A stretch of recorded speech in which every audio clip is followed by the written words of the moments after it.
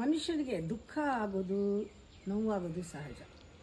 ನಾವೇನು ಮಾಡ್ತೀವಿ, ಅದನ್ನು ಬೇರೆಯವ್ರ ಹತ್ರ ಹೇಳ್ಕೊಂಡ್ರೆ ಹಗುರಾಗುತ್ತೆ ಅಂತ ಒಂಥರ ಅದು ಮಿತ್ತದು.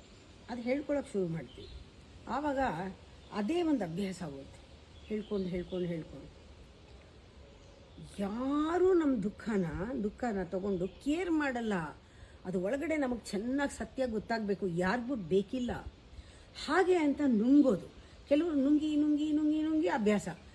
ಆ ನುಂಗೋದು ತಪ್ಪು, ಹೇಳೋದು ತಪ್ಪು, ಹೊರಗೆ ಹಾಕೋದು ತಪ್ಪು.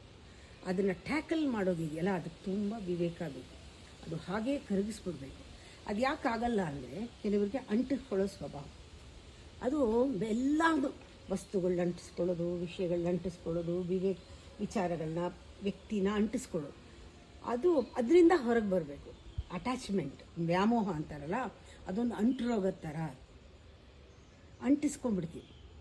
ಇದು ಹೀಗಿದ್ದರೆ ನಮ್ಮ ನೆರಳೇ ನಮಗೆ ಕಪ್ಪಾಗತ್ತೆ.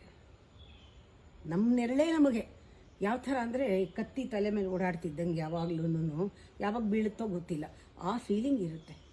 ನಮ್ಮ ನೆರಳೇ ನಮ್ಗೆ ಕಾಡ್ತಾ ಇದ್ದರೆ. ಇವೆಲ್ಲ ಅಂಟಿಸ್ಕೊಳ್ಳೋದ್ರಿಂದ ಬರೋದು. ಅಟ್ಯಾಚ್ಮೆಂಟು ಬಿಡಬೇಕಾದ್ರೆ ನೀವೇ ಅದನ್ನು ಡೆಲಿಬರೇಟ್ ಆಗಿ ಸ್ವಲ್ಪ ಹೊತ್ತು ಧ್ಯಾನ ಮಾಡಿ, ನಿಮ್ಮಿಂದ ನಿಮಗೆ ಡಿಟ್ಯಾಚ್ಮೆಂಟ್ ಸಿಕ್ಕರೆ ನಿಮ್ಮೊಳಗೆ ನಿಮಗೆ ಒಂದು ಯೋಗ ಆಗುತ್ತೆ. ದಟ್ ಯೋಗ ಇದನ್ನೆಲ್ಲ ಸಾಲ್ವ್ ಮಾಡುತ್ತೆ.